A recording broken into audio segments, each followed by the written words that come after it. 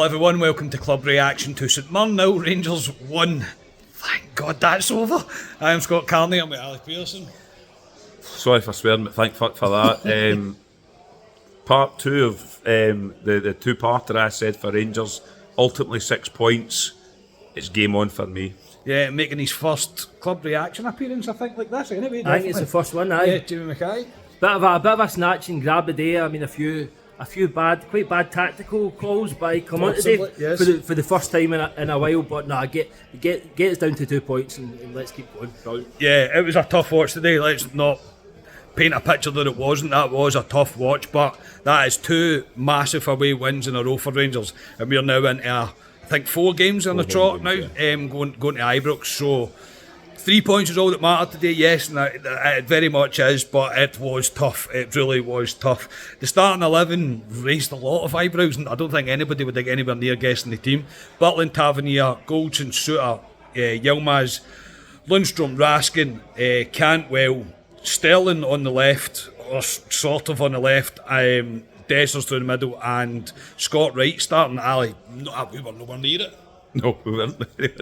I said to you in the car, anyway, didn't the Viceroy? I said, if this was under Michael Beale, we'd all be looking at each other today going, what the hell is going on? But with Clement, you kind of trust him.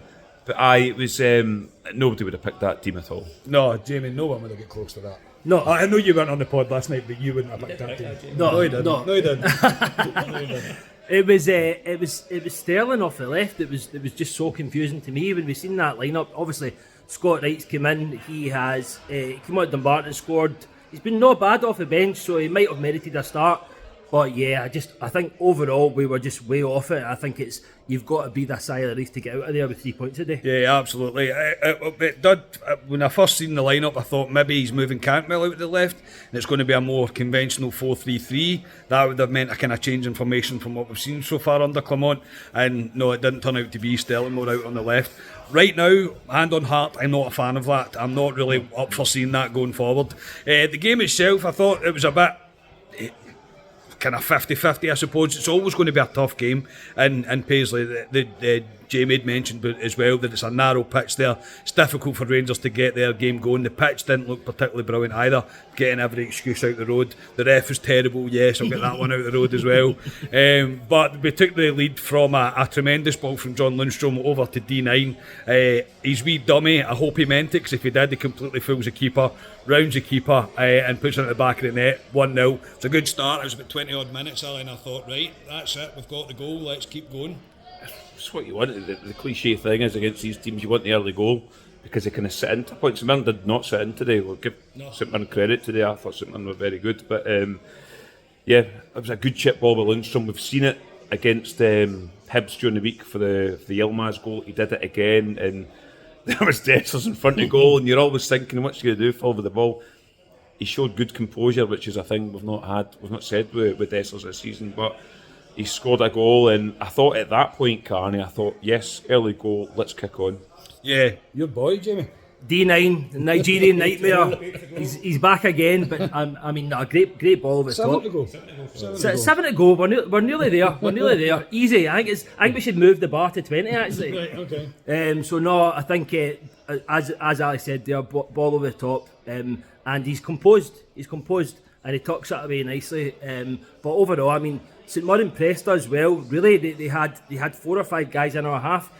At Easter Road the other night, we'd have been able to pass through that. Today, we just didn't have we didn't have many players with pass marks today. No. I thought when Ryan Jack came on, he might get his foot on the ball and done something a bit different. But I mean, apart from the first couple of minutes, he didn't really. So it was clinging on. It was really clinging on to the end. But we got there in the end, didn't we? We did. We'll come on to the second half. The rest of the first half, however, there's nothing. Honestly, there's absolutely nothing. Rangers were needlessly playing long balls up the pitch. The passing was nowhere near it. Tavernier's passing especially was really, really poor. And we really couldn't get anything going. Rangers had no control. We had no composure in that first half. There's not much more to add to the first half, Ali. When we got to half time, we were all thinking we really need to make the change. We really need to get, for me, I say this, the Sterling being out on the left hand side, this kind of, I don't know what you would call that position, an inside forward 10 thing. For me, I'm not I'm not for it. It might work with somebody else, but for Sterling, and I'm probably being overcritical on Sterling because I don't think it's his fault. I don't think that's his position, but for me, I'm not keen on it. No, it's definitely not his fault. He played okay, but that's not. He's a right back, for Christ's sake. Yeah. He's found himself in central midfield. He's been very good there. He's been pushed out to left hand side. That's not his position. I thought we had nothing down that side. It felt for Yilmaz a wee bit because he had nobody really to hit that side. But at the end of the second half, Carney, I agree. Rangers never had control of the game. St Mirren did, and I've said credit to St Mirren, credit to St Mirren because they did. And they were pressing on St Mirren. A lot of folk thought St Mirren would just sit in today. They did not sit in. And we thought at half time we should make changes, maybe a wee bit of width as well. Go back to kind of what we played against Hibs, and you'll come on to obviously what Clement did. Yeah, Scott Wright in the first half, Jamie. Another game that he started. Very little to go on from Scott Wright today. Unless it's Hampden, Scott Wright's not going to be very good, is he? I agree. But I mean, I think with my own personal opinion on Scott Wright is I'm dying for him to do well, and I have been since he signed. But he's not been good enough. No. He's in a Rangers shirt. He's been good off the bench at times. When he's given a start, he needs to stake a claim for that shirt. Not good enough. So I think moving forward, it's looking like he's going to be a bit of a bench warmer, isn't it? Yeah, very much so. It just did very little impact. The second half starts and we do make changes. Tom Lawrence came on and McCausland came on for Scott Wright and for Cantwell. Not the changes I would have made. Cantwell, I don't think he was great. I don't think he was the worst. Another time he's come off at half time again. Maybe last time out against Hibs was more down to precaution due to an injury, but I don't know if it merited taking him off. No, unless there is something in it we don't know about. Yeah, unless he was maybe carrying to be injured or something. But no, I thought Cantwell, to be fair, I thought Cantwell the first 10-15 minutes was positive for Rangers. I thought he's wanting to get in the ball all the time. For me, you pull Sterling into the middle of the park, and then you go to your natural, because St Mirren are always going to come out. They'll have to come out 1-0 down. To me, you've got McCausland and maybe Matondo or Tom Lawrence out on the left hand side. He didn't do it. He kept Sterling. And I like to see substitutions at half time, but still, you're looking going, why is Sterling still on the left hand side? Yeah, why is he still there? Yeah, into the second half itself, and again, Rangers had a few half chances, I would say. I don't think there was any real clear-cut ones. Lawrence had a shot that went slightly wide. Dessler's had a deflected shot. The nightmare did hit the post. It did hit the post, which was probably the closest that we came. But it was a continuous stream throughout the second half. The longer it goes on as well, the longer you're going. I've seen that. I said it to you boys as we're watching it. I said, I've seen this movie before. I know. Feel it. Yeah, you can feel like something's about to happen. However, to caveat that, under Clement so far, we haven't really seen that movie, if that makes sense. So maybe it was a bit of... But we're always like that, aren't we? Well, it's like, until you get the second goal, you're always going to be... It's like we talk about the pod, it's scar tissue. Yeah. Scar tissue, it's the years of being 1-0 up and conceding in the 89th minute. It's that lives with you. You can't just knock that on the head and it's going to leave. Mm-hmm. But I think probably the most refreshing thing, and pretty much the only positive today, apart from the Nigerian nightmare scoring his third goal, was the fact that we can get in there and grind these results out. Yeah, tricky away performance, man. Yeah, very tricky, and it's a massive 3 points. It is generally. I'm not being too overcritical of the team. I'm delighted the fact that we've got 3 points, but you've got to analyse things as you see it. And today wasn't pretty. It wasn't pretty at all. St Mirren had the obligatory chance where they hit the post, mate. We all breathed out a massive sigh of relief. Ref decides to only add on three minutes and we get through it, but it can't be underestimated, mate. There's two potential games there that could have caused a bit of bother. I think opposition fans of another team would have been thinking the same thing. There are two games that we Rangers might slip up here. We haven't. No one will remember that game today, but it doesn't matter. It's 3 points on the board, and for right now, as we record this, it's back to 2 points. No, it's massive. I mean, Rangers usually don't turn up after Christmas, after a winter break. They have. I thought Rangers were very good against Hibs.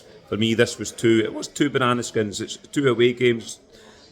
Celtic fans would be looking at these 2 games, don't be kidding yourselves thinking they could slip up. That will sicken them today. I know they're still ahead of us in the league, but that will sicken them. We now have 4 home games in the trot, 2 in the league obviously, but it's massive for Rangers, for me, Carney, and it shows me going forward that they're up for the fight. See, if Rangers had dropped in any of these 2 games, for me, deep down, I'd say I know it would have only went to potentially 4 points, but deep down I would have went, no, not for me, they've not got it. But they've went to St Mirren, tricky place to go, and they've grinded the result, and that's how you win league titles. That is how you win league titles, Jamie. It can't be underestimated that the mentality is definitely different here. It's during the game, it's maybe not fun to watch, and of course it isn't, but when you look at it after it and you can look back and you can look at what we've just done over 2 games there with a massively rotated squad today as well, we've got to be delighted the fact that we've got 6 points out of 6 there. I think 100%. I think when you're looking after the winter break and it's Easter Road in St Mirren, you're thinking there's definitely a potential banana scan in there. But going and getting 6 points and Not conceding either. Not conceding, it's yeah. clean sheets too. Clean sheets is a massive thing. So as I say, like, the mentality shift is huge from the team that played under Beale. It's just massive. So it just goes to show what a proper coach and a proper manager can do to players that have been underperforming. Absolutely. I think there was a lot of underperformance for performers today even. Thought Goldson looked shaky at points, really did. Say Tav's passing was pretty off, but ultimately the combination of all the underperformers and the 1 or 2 that we did think that got pass marks today has got us a crucial 3 points, and that's really all that matters. We take that into next week as we play Livingston at Ibrox. So massive 3 points. We're on a good home run now, and hopefully things just kick on and on and on. And obviously by hopefully next week we'll have the new signing in as well. It maybe a chance of another couple as well. Hopefully, Ali, your man of the match tonight. Tonight. This afternoon. Honestly, I thought Jamie's man up front was good today. From what he had, he was living off scraps for me. I thought he was very good. But for me, I mentioned it just earlier on there, 2 clean sheets, super Jack Butland in goal, a couple of key saves for me in the first half, balls getting whipped into our box. You're always confident with Jack Butland in goals, and I think the back line are. So for me, Jack Butland. There's no way I'm not giving it to the Nigerian night. Do you know what? I'm gonna copy Ali's homework today, like Nicky did last night, and I'm gonna say Jack Butland, because I think in the McGregor days, and you play those games and balls are coming into the box, you don't feel great about it. With Jack Butland in goal, you know that he's going to clear up. So no, 100%. He came for a few stray balls, had a few good saves. So Jack Butland, closely followed by Nigerian Nightmare. Yes. That'll do us for today. Alistair, thank you very much.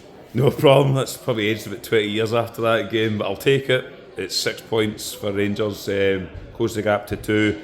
We do have there's no games during the week, Carney, so that's good for Rangers going forward. And we've got Livingston on Saturday, so I'm buzzing for that one. Absolutely. Cheers, Jamie. Thank you. We've turned up the heat, so we just got to keep it going. Absolutely. And we'll be back on Tuesday night with Club Deck Corner.